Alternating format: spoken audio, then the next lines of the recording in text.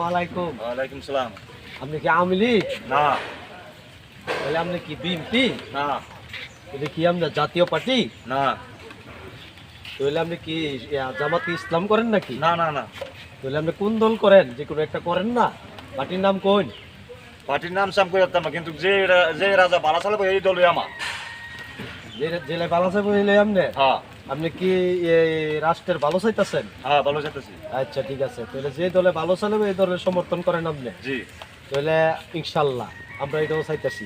এখন উনি বলতেছে যে সরকার ভালো চালাইতে পারে এই সরকারই ওনাদের দরকার, আমাদের সবার দরকার।